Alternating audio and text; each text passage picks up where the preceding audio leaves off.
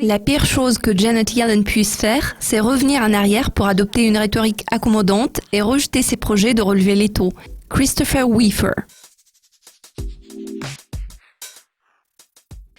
Chris, l'un des principaux événements susceptibles de façonner les marchés financiers cette semaine est le discours de Janet Yellen devant le Club économique de New York. La crédibilité du FOMC a commencé à susciter des doutes tout récemment. Certains estiment que le FOMC a fait des promesses exagérées qui ne sont toujours pas tenues. Quel est votre avis là-dessus ? Mardi, les marchés se concentreront sur le discours de Janet Yellen qui pourrait clarifier la situation. À mon avis, la pire chose que Janet Yellen puisse faire, c'est revenir en arrière pour adopter une rhétorique accommodante et rejeter ses projets de relever les taux à moyen terme. Cette décision irait à l'encontre de la position exprimée par des hauts responsables du comité la semaine dernière. De toute évidence, cela pourrait semer la confusion sur les marchés.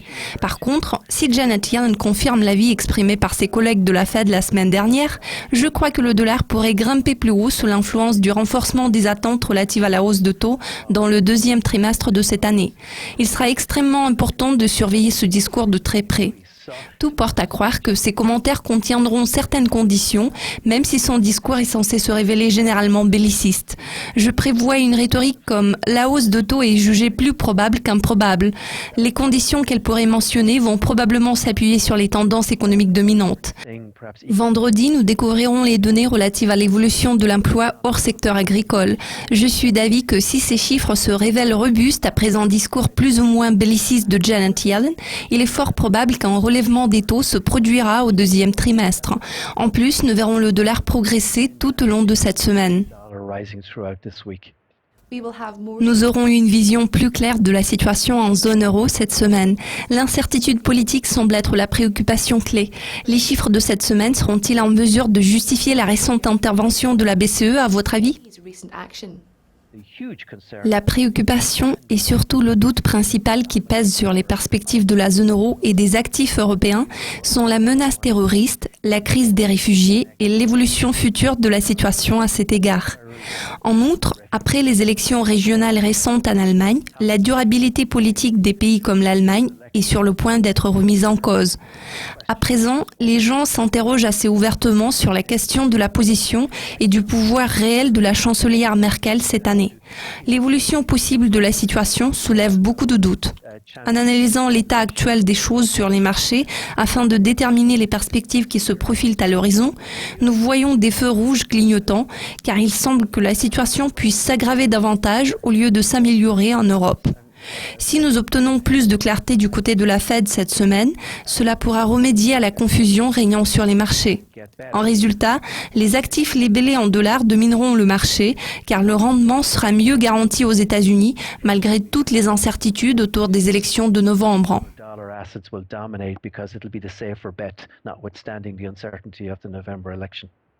Un autre phénomène à fort impact est la tendance du yen japonais. Les spéculateurs qui interviennent sur les marchés à terme détiennent une bonne partie des moteurs de croissance et prennent des positions longues sur le yen. Quelles sont les autres devises à surveiller cette semaine ? Absolument, Monica. Je suis d'accord avec l'idée que la tendance du yen reflète parfaitement les développements très rapides qui se produisent à l'échelle mondiale. Il y a à peine quelques années, les investisseurs ne voulaient rien avoir à faire avec le yen japonais à cause de l'état lamentable de l'économie japonaise. Il semble que beaucoup d'eau ait écoulé depuis. Dans un contexte de l'accentuation des craintes concernant la Fed, les États-Unis et l'Europe, le yen a attiré l'attention des investisseurs. Leur position longue semble être un choix plus sûr, le yen étant considéré comme une valeur refuge. Pour ce qui est des autres devises, les yeux des investisseurs sont rivés sur le rouble et les producteurs de pétrole. Le dollar américain a une certaine influence sur les prix des matières premières. Nous nous attendons à un rallye du dollar cette semaine. N'oublions pas que les données sur les appareils de forage aux États-Unis se sont révélées décevantes. En revanche, l'approvisionnement demeure robuste. Le pétrole pourrait se déprécier d'environ 10% au cours des quelques prochaines semaines. Cela jouerait sûrement en défaveur des devises corrélées avec les matières premières, comme le rouble, la couronne norvégienne et le réal brésilien. Je dirais que la faiblesse des prix des matières premières s'annonce plus probable que leur force dans les semaines à venir. C'est la raison pour laquelle nous pourrions observer un affaiblissement des devises susmentionnées. À l'heure actuelle, les investisseurs sont en quête de valeurs refuges.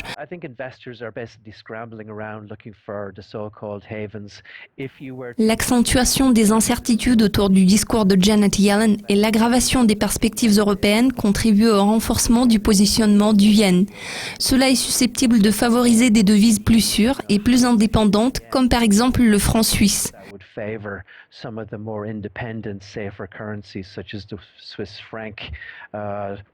Ces devises vont sûrement attirer les investisseurs dans un avenir prévisible.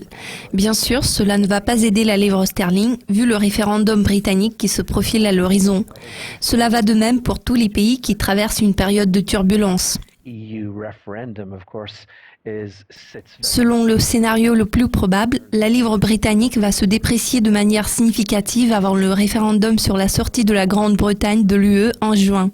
Nous arrivons au point où il ne reste pas beaucoup de variantes pour les investisseurs et surtout pour les grands projets d'investissement. Cette semaine nous fournira des réponses importantes. La question est de savoir si la position de la Fed deviendra plus claire, ce qui pourrait stimuler les flux de capitaux vers les États-Unis et le dollar américain. Si les incertitudes se multiplient, cela favorisera l'or et les devises traditionnelles considérées comme étant des valeurs refuges, comme le franc suisse et probablement l'yen. Cela s'explique tout simplement par le fait que la situation au Japon semble être moins dégradée que celle qui est observée dans d'autres pays. Chris, merci de votre participation et de vos commentaires. Chers spectateurs, restez à l'affût de nos mises à jour les plus récentes pour suivre tous les développements dans le monde de la finance sur Dukascopy TV. À la prochaine.